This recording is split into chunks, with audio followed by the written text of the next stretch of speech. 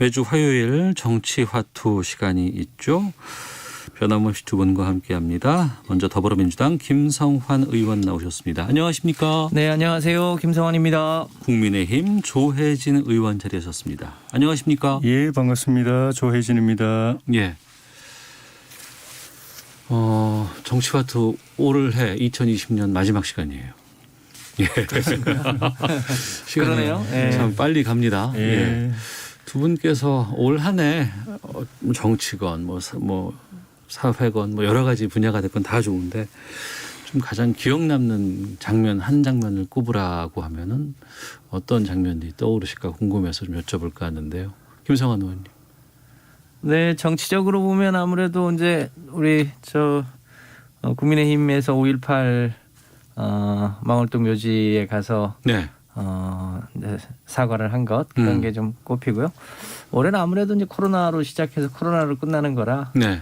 이 코로나 방역 과정에서 보여준 이 K 방역의 힘 이게 올해 대한민국의 브랜드 가치를 세계적으로 가장 높이는 데 크게 기여하지 않았나 싶은데요. 네. 우리 국민의 그 과정에서 민주적이면서도 질서 있게 움직인 국민의 힘 이런 게 가장 크게 눈에 띄지 않나 싶습니다. 네. 조혜진 의원께서는요.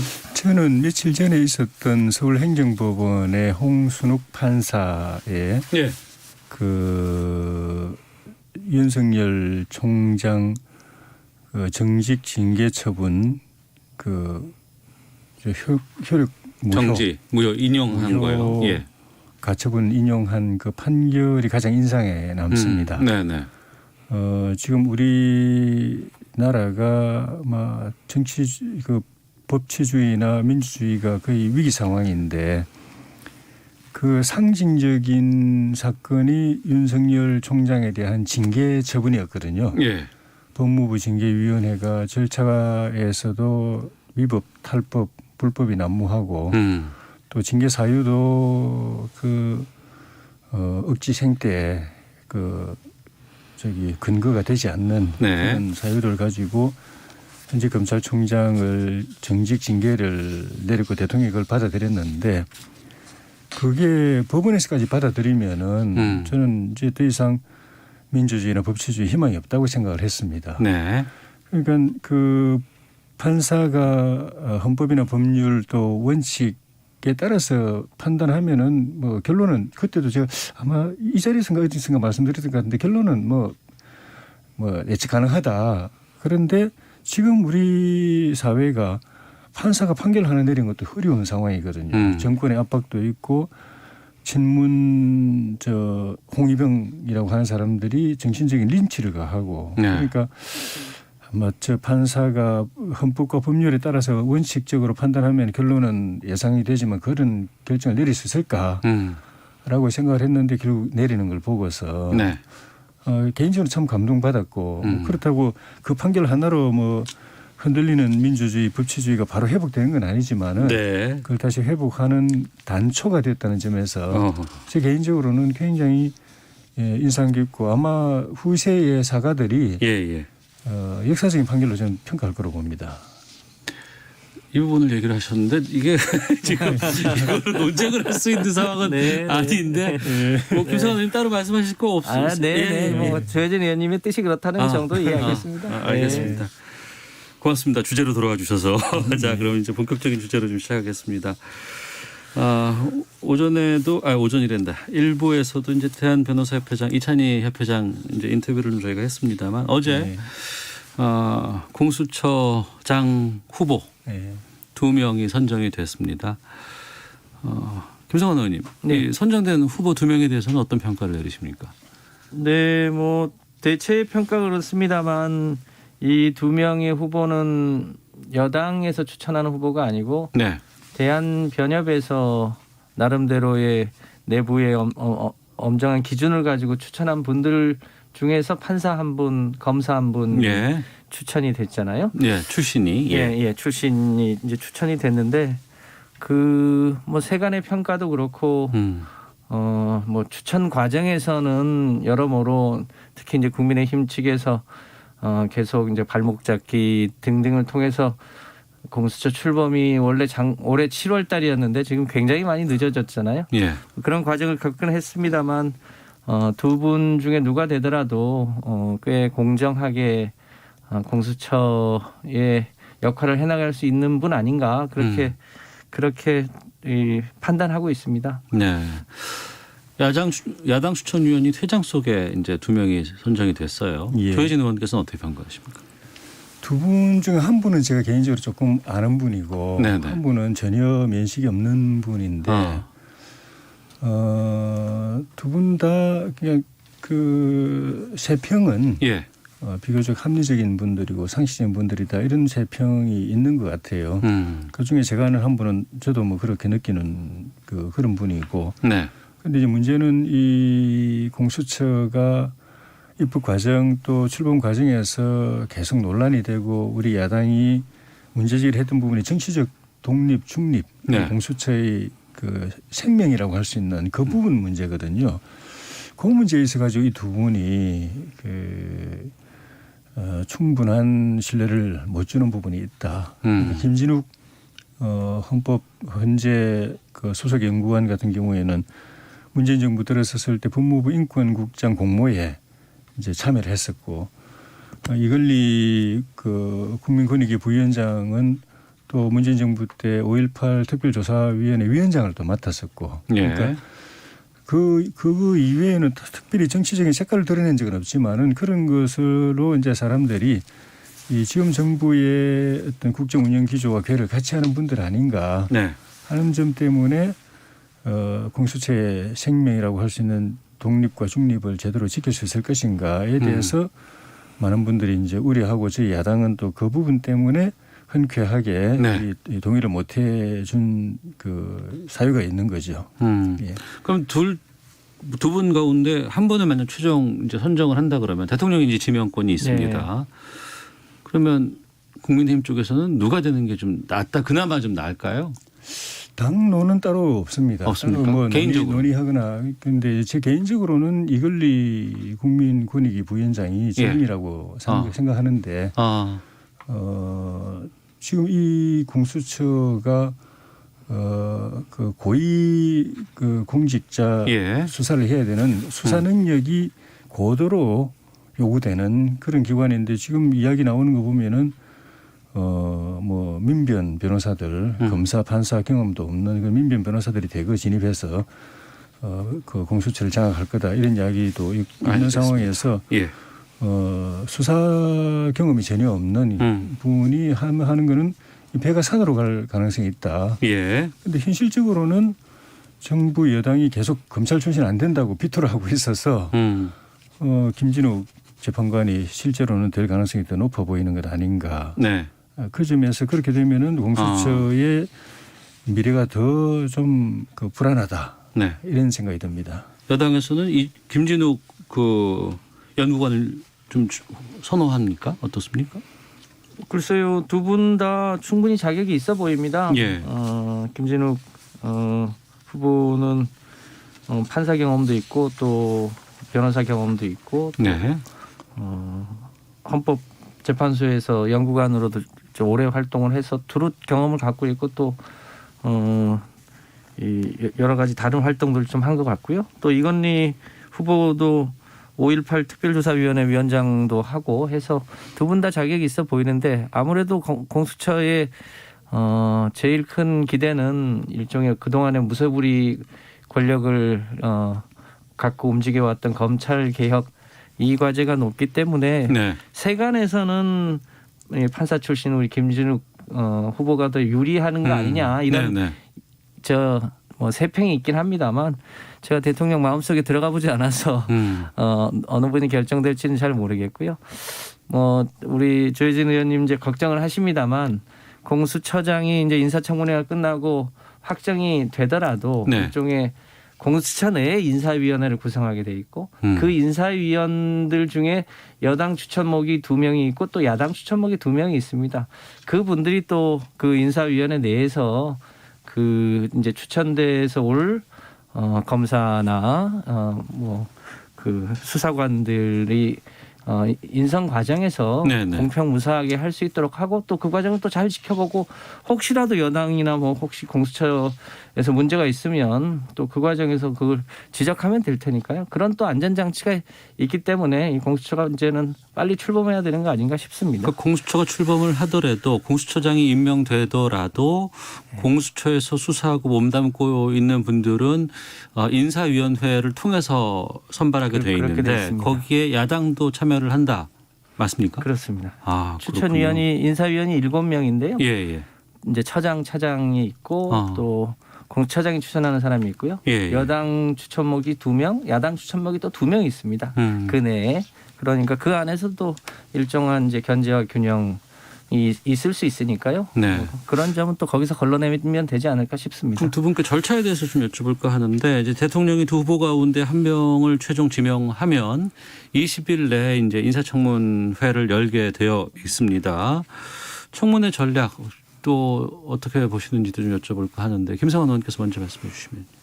네, 그 대한변협을 포함해서 공수처 추천위원들이 공수처장을 추천할 때 네. 제일 힘들었다는 게 그 청문회 때문에 네, 네. 개인적으로 혹시 공수처장 의견이 있느냐라고 해서 물어보면 집에 가서 한번 상의해 보겠다고 해서 깜깜무소식이었다는 분이 참 많았다고 그래요. 단순히 장관 청문회를 넘어서서 뭐 검찰 일이라든가 뭐 네. 여러 가지 법 쪽에서 들여다볼 건 다 들여다볼 거 아니에요. 지금 인사청문회 제도가 갖고 있는 이제 문제 중에 하나인데요. 그게 네. 특히 가족사가 그 과정에서 탈탈 털리는 문제들 때문에 네.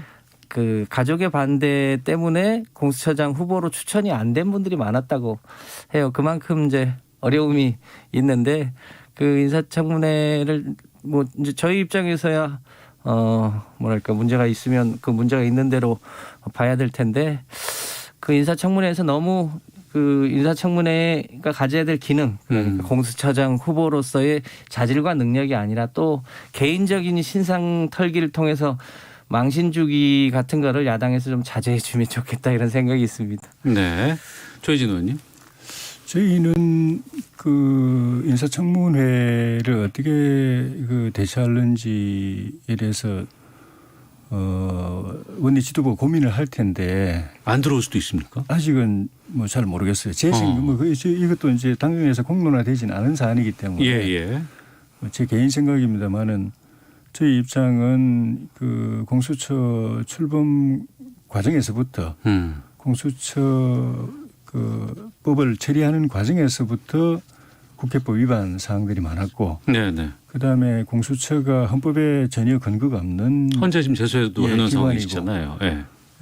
그런 것 때문에 현재의 지금 이제 그 위헌 심판을 제기를 해놓은 상태고, 그리고 이번에 그 2명이 추천되는 과정에서도 절차법 위반이다. 네. 그래서 행정소송까지 제기할 상황이기 때문에 그러니까 공수처 자체가 헌법적 법률적으로 하자가 있는 기관이고 그 법에 의해서 선출된 과정도 또 하자가 있기 때문에 이걸 인정하고 인사청문회에 참여하는 건 인정한다는 의미이기 때문에 예. 그런 고민이 있을 것이라고 생각이 듭니다. 원천적으로 이걸 인정하지 않고 문제를 제기를 할 것인지 예. 아니면 참여해서 공수처장 개인이나 또 임명 과정의 절차적인 문제점이나 이런 걸 부각시키는 쪽으로 갈는지 네. 원내 지도부가 아마 고민이 좀 되지 않을까 싶습니다. 그 결정에 따라서 참여를 안 할 수도 있는 상황이 올 수도 있겠군요. 만약에. 제 개인 생각은 뭐 그 여지도 놓고 고민하지 않을까 생각이 듭니다. 야당이 만약에 이 인사청문회에 응하지 않겠다. 이건 절차적으로 다 하자가 있기 때문에 주장이십니다만 예. 응하지 않겠다 그러면 어떻게 되나요? 그 이번에도 이제 장관 후보자 4명이 인사추천회를 거쳐서 장관이 됐지 않습니까? 예, 예. 그때도 뭐 인사청문회에 참여하나 마냐 이런 얘기가 있었는데 결국 참여를 하셨는데요. 인사청문회 제도의 특성상 네, 네. 그건 야당의 시간입니다. 야당이 참여하지 않겠다고 하면 예, 예. 저희가 이제 법적 절차를 거치겠습니다만 야당이 참여하지 않아서 예컨대 인사청문회가 무산되면 그거는 여당의 책임이라기보다는 야당의 권리를 포기한 것이기 때문에 아마 네. 그 법적 시간이 지나면 대통령이 임명해서 출범을 하게 되지 않을까 싶습니다. 그럼 자연스럽게 이번에 그 장관 후보자들 인사청문 상황에 대해서 좀 여쭤볼까 합니다. 변창흠 국토교통부 장관 후보자에 대한 인사청문 경과보고서가 어제 채택이 됐습니다. 어제 표결 과정에서는 국민의힘 의원들은 참석을 거부하신 거죠. 표결에는. 기권했죠. 기권을 예. 하셨습니다. 그리고 이제 보고서가 채택이 됐고 문재인 대통령 임명안을 제거했습니다. 보고서 채택부터 임명안 제거까지 조혜진 의원께서는 어떻게 보셨는지. 그 예상된 결과죠. 지금까지 문재인 대통령 인사 패턴이 그대로 다시 한번 반복된 거에 불과하고 새로운 게 없죠. 네.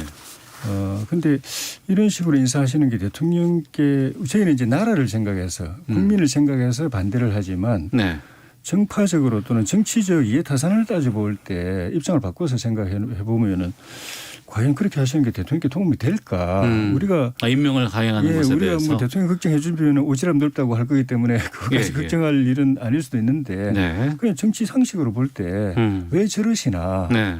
도움이 안 될 텐데 그러니까 그 인성 측면에서나 또 그 자질 측면에서나 또 정책적인 대안 또 업무 능력 모든 면에서 자격이 안 되는 분을 임명함으로써 일단은 대통령은 조금 손해를 봅니다. 네. 그리고 그것이 인사청문회를 통해서 다 사실로 이제 입증이 되면서 여론이 나빠지면서 또 대통령 지지율에 또 나쁜 영향을 줍니다. 그런데도 대통령이 또 임명 강행하면 네. 그걸로 통해서 또 국민들이 또 실망합니다. 그걸로 그걸 끝나느냐 하면 그게 아니고 네. 그분이 장관이 돼 가지고 이제 부동산 정책이라든가 이런 국정을 펼칠 때 과거에 SH 사장, LH 사장 하면서 보여왔던 그런 정실 인사라든가 일감 몰아주기라든가 네. 또 불공정한 일 처리 방식이라든가 또는 좀 무능한 그 업무 추진 능력이라든가 예. 거기다가 또 이제 코드 의식은 강해가지고 이념적인 건 강해가지고 지금 그 김현미 장관이 해왔던 걸 갖다가 수정하는 게 아니라 더 강하게 밀고 나가가지고 또 사고를 칠 가능성이 있습니다. 예. 그럼 그것 때문에 또 대통령이 한번 또 지지율에 나쁜 영향을 줄 텐데 참 딱합니다. 그게 지금 뭐 옆에서 말리는 분이 왜 이렇게 없는지. 네. 예. 말리는 분이 없어 딱하다고 말씀해 주셨는데요. 예. 이번 과정에서도 소위 야당의 과도한 흠집내기가 있었던 거 아닌가 싶습니다. 그러니까 변창흠 후보 지금 이제 국토부 장관이 됐죠. 구의역 이 사고에 대한 이 발언이 좀 네. 적절치 못한 것이 있었던 건 사실 아닙니까? 그 부분에 대해서 본인이 여러 차례 네. 그 사과했는데 그 문제가 국토부 장관을 뭐랄까 후보에서 사퇴시켜야 될 만한 건이냐 아니냐 이게 쟁점이었던 것 같은데요. 그 문제를 제외하면 사실은 이제 다른 거는 이제 소소한 흠집내기에 불과했고요. 네. 변창흠 장관의 이력을 보면 이제 학자 출신이기도 했고 또 서울연구원에서 실물 경험을 직접 경험하기도 하고요. 그리고 LH와 SH를 거치면서 네. 실제 이 지금 국토부 장관의 역할이 여러 가지가 있습니다만 부동산 문제가 가장 핵심 아닙니까? 네. 부동산 문제를 어느 누구보다 이 이론과 실무를 겸비한 사람으로서 충분히 국토부가 지금 해결해야 될 문제를 풀어나가는 적임자다. 네, 네. 이런 판단이 있어서 야당의 반대에도 불구하고 임명을 하게 됐습니다. 저는 그 약간의 흠결이 있는 것까지를 뭐 옹호할 생각은 없습니다만 예. 그 문제가 국토부 장관으로서의 자질을 의심할 정도의 문제는 아니기 때문에 국토부가 이제 당면에 부동산 정책을 잘 풀어 나가길 바라고요. 그 예. 과정에서 또 야당에서 많이 협조와 혹은 이제 조언 이런 게 있었으면 좋겠다고 생각합니다. 경험이라든가 전문성 이런 부분으로 봤을 때는 지금 적임자로 평가가 된다. 말리는 게 아니고 이렇게 말씀해 주셨거든요. 근데 예. 지금 법여권이라고 할 수 있는 정의당이 부적격 판정을 내렸거든요. 네네. 흔히 말하는 데스노트에 올린 겁니다. 네.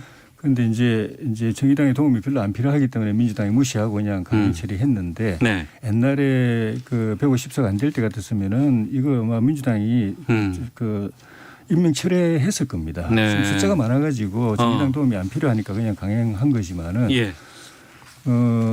제일 좀 결정적인 문제는 이분이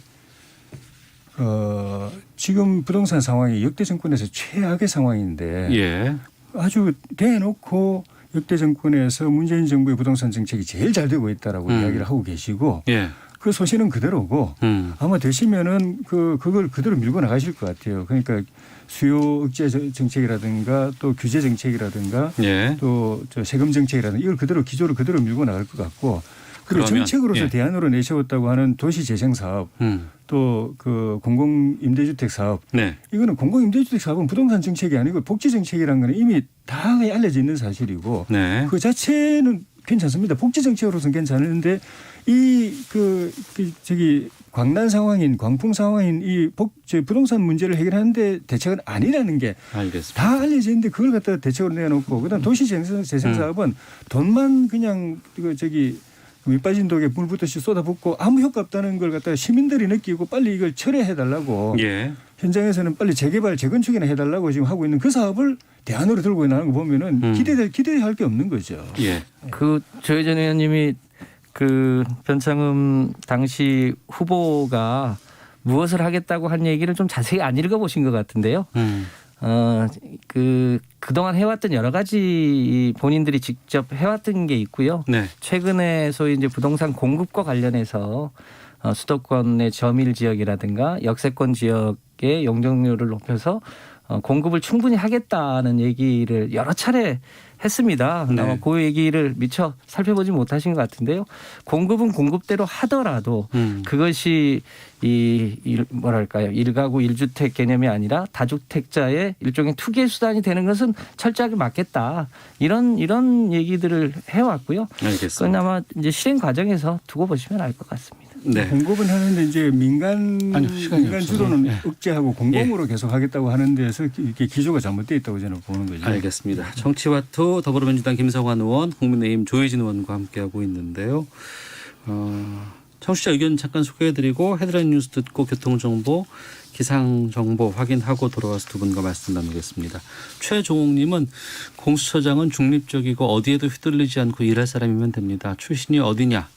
여기에 대해서 되냐 안 되냐는 정치적인 논란일 뿐입니다. 7105님, 공수처는 우리 모두가 처음 가보는 길입니다. 조금 불안한 마음도 있겠지만 그렇다고 피할 수 있나요? 같이 좋은 길을 만들어가길 바랍니다. 네, 1시 35분 지나고 있습니다. 정치화투 돌아왔습니다. 문재인 대통령과 민주당 이낙연 대표가 지난 주말 청와대에서 회동했다는 뉴스가 나왔습니다. 그 대통령의 대국민 사과 이후에 이제 회동이 이루어졌는데 언론에서는 연말 개각 얘기, 인적 쇄신 방안 상의했을 거다라는 관측이 나옵니다. 김성환 의원님, 네. 개각 폭이 얼마나 될까요?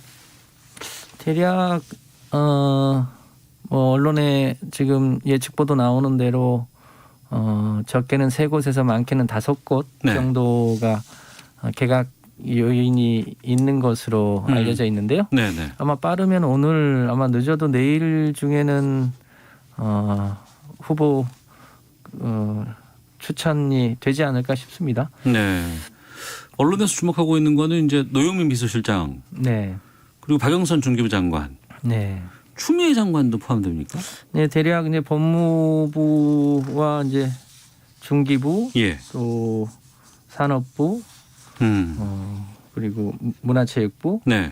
뭐 이런 곳이 거론되고 있고요. 예. 노동부도 혹시 낄지 모르겠습니다. 그러니까 그런 곳이 주요한 후보군인 것 같습니다. 예. 그렇게 지금 말씀해 주신 건 5곳인데 새 비서실장까지 비서실장 포함하면 포함해서 6곳이죠. 근데 이제 거기도 되고. 또 마땅한 신임 장관 후보가 있어야 네, 네. 가능하기 때문에 그 마지막으로 아마 인선 과정에서 한두 곳이 줄거나 네. 뭐 포함되거나 그러지 않을까 싶습니다. 연말 개각 어떻게 보고 계세요? 지금 이제 4명이 교체가 됐고 예. 추가로 5군데 되면 한 10군데 정도 되니까 폭이 꽤 큰 편이죠. 그렇죠. 예. 그리고 이게 사실상 문재인 대통령의 마지막 개각이 될 가능성이 있습니다. 네. 지금 이게 개각해가지고 1년만 지나도 뭐 남은 임기가 한 6개월밖에 안 되기 때문에 다시 네네. 개각하기 쉽지 않다고 보면은 어. 그런 측면에서 대통령이 인사권을 통해서 이 정치적 국면을 전환하고 분위기 쇄신을 할 수 있는 마지막 기회인데 네. 이 네 분 바꾼 데에서 좀 전에 말씀 있었던 그런 변창흠 후보 같은 이런 케이스가 또 생겨나 버렸고 나머지 그 5군데를 교체할 경우에 어떤 인물들이 또 대안으로 나올지 네. 또 청와대 비서실장 정책실장을 교체한다고 할 때 또 어떤 인물들이 또 그 자리에 들어갈지 이거에 따라서 국면 전환 또는 뭐 인적 쇄신 효과가 있을 수도 있고 없을 수도 있는데 네. 적어도 지금까지 하마평에 올라와 있는 분들로 놓고 보면은 별로 기대가 안 가는 그러니까 새로운 인물도 없고 국민들이 대체로 이미 익숙한 네. 알고 정치 활동을 했거나 또 이런저런 이제 활동을 통해서 국민들이 알고 있는 저 사람은 대충 이런저런 사람 아는 사람들이 거론이 되고 개각 임명 대상자. 예. 하마평에 오르는 분들이 거기다 또 뭐 일부는 약간 좀 비호감 같은 그런 인상이 있는 분들도 있기 때문에 만약에 하마평에 오르는 그분들 가지고 개각을 한다면은 국민 전환 인적 쇄신 효과가 있을까. 그런데 아까 좀 모두에 제가 말씀드렸지만 대통령 인사가 그런 점에서 참 딱해요.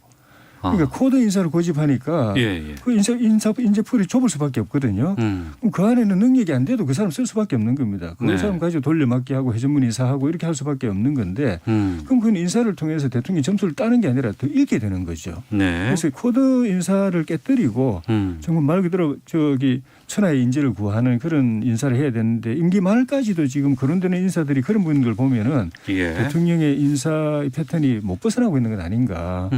이번 인사의 관건은 저는 코드 인사를 깨느냐 못 깨느냐. 네. 거기에 국민 전환 인적 쇄신 효과가 있을 수도 있고 없을 수도 있다. 예. 코드 인사가 마치 나쁜 것의 대명사처럼 얘기를 하시는데요. 네. 내각은 대통령을 대신해서 그 해당 분야를 챙겨야 되기 때문에 당연히 대통령의 철학과 가치를 함께하는 사람이 하는 게 맞는 거죠. 또 그 분들 중에 또 해당 분야의 전문성을 고려해야 되고요. 뭐 이제 그런 측면에서 이게 무슨 열린 내각도 아니고 야당 인사가 들어가서 할 일도 아니고요. 또 그 분야의 전문성이 없는 예컨대 무슨 언론에 좀 이름이 났다고 해서 깜짝 인사를 할 수 있는 것도 아니고요. 그런 면에서 한계가 없는 것이 아니죠. 또 인사청문회 과정에서 여러 이제 소위 가정사가 털털 털리는 문제 때문에 또 훌륭한 인사가 거절하는 경우들도 꽤 있고요. 그런 면에서 한계는 있습니다만 말씀하신 대로 이제 이 중폭으로 진행되는 이번의 인사가 이렇게 이 큰 폭으로 진행되는 건 거의 마지막일 가능성이 있기 때문에 신중에 신중을 기해서 하는 것으로 그렇게 알고 있습니다. 알겠습니다. 두 분께 한 가지만 좀 여쭤보고 마치도록 하겠습니다. 업무에 복귀한 윤석열 검찰총장에 대해서 여권 일부에서는 뭐 탄핵 이야기가 좀 거론되고 있는 것 같습니다. 뭐 하지만 뭐 그렇지 않다. 뭐 이거 신중하게 판단해야 된다라는 의원들의 의견들도 좀 있다고는 하는데 이 상황에 대해서 어떻게 보시는지 말씀 듣고 마치도록 하겠습니다. 조희진 의원께서 좀 이 부분 말씀해 주시죠. 아직은 민주당에서 일부만 그런 주장을 하고 계신 것 같고 다수는 그건 아니다라고 생각하시는 것 같으니까 그나마 이제 민주당이나 문재인 대통령을 위해서는 다행인 것 같은데. 탄핵을 안 하는 게 다행이다. 다행인 것 같은데 왜냐하면 그거 했다가는 제가 볼 때는 정권이 큰일 납니다. 그래요? 일단 그 추미애 장관이 자기 라인으로 딱 만들어 가지고 결론 내려놓고 답정 너처럼 그 했던 그 징계위원회도 겨우 그 징계 2개월밖에 못 때렸거든요. 네네. 3개월도 못 때리고 6개월도 못 때리고 정직 6개월도 못 때리고 그 뒤에도 또 뭐 해임도 있고 파면도 있는데 아무것도 못하고 딱 2달 때렸습니다. 어쨌든 간에 2달 정도 징계감이다라고 그 추미애 라인이 이야기했는데 그렇게 큰 그 파면이나 해임감이 아니다라고 예, 예. 이야기했는데 그럼 그나마 또 법원이 또 안 받아들였지 않습니까? 본안은 예. 남아 있지만은 그런데 탄핵이라는 거는 그 몇 배의 중징계거든요. 예. 그걸 2개월 징계도 제대로 못한 정부가 탄핵을 추진한다는 게 이게 상식적으로 안 맞고 이런 이야기 계속 나오면 아까도 변창흠 후보하고 똑같은 케이스예요. 이 이야기 나오면 또 대통령 민주당 지지율 떨어지고 네. 아니 국회에서 그 180석 가지고 이걸 가결했다. 네. 그러면 한 단계 또 떨어지고 헌법재판소를 믿는 것 같아요. 헌법재판소가 뭐 코드 재판관들로 깔려 있으니까 뭐 대통령 입장 생각해서 막 안 받아주겠나라는 그 논리던데 그 네. 페이스북에 내 글을 보면 그 논리던데 아무리 코드 재판관들이라고 해도 자기 법적 형법적 양심이 있는데 진짜로 만약에 그걸 다 무시하고 탄핵을 받아준다. 그래서 탄핵시킨다. 네. 대통령 두 번째 추락하고 그때쯤 되면은요. 백신 면역이 돼가지고 다 접종 다 끝나서 국민들이 그냥 거리로 몰려 나올 겁니다. 시민혁명이 일어날 겁니다. 김성환 의원님. 참 유감이긴 하죠. 윤석열 검찰총장이 임기가 2년으로 이제 이 소위 임기를 보장하면서 그야말로 검찰총장으로서의 역할을 다하라고 했는데 네. 작년에 조국 이 후보자 인사청문회 과정에서 그 부인을 소위 조사도 없이 표창장 하나로 기소를 했지 않습니까? 사실상 대통령 인사권에 개입을 했죠. 아직 뭐 명명백백하게 드러난 건 아닙니다만 유시민 노무현재단 이사장을 어떻게든 올감해서 네. 총선에 영향을 미치려고 했던 의혹이 있지 않습니까? 그 위에 라임 옵티머스 건도 사실상 청와대 관계자는 아무런 관련이 없는데도 불구하고 어떻게든 청와대 실세와 연결시키려고 했던 과정이 있고 이 과정에 윤석열 청장이 개입되어 있을 가능성이 높다는 게 지금 여러 가지 정황으로 나타나고 있는 거 아닙니까? 예. 검찰총장으로서 객관적이고 중립적으로 지금 일을 하고 있는가에 대한 의심이 큰 거죠. 그런 가운데 이번 이제 법원의 인용 과정에서도 특히 판사 사찰 같은 경우는 매우 엄중한 문제가 있다고 했음에도 불구하고 부분적인 절차를 가지고 인용을 한 건데 네.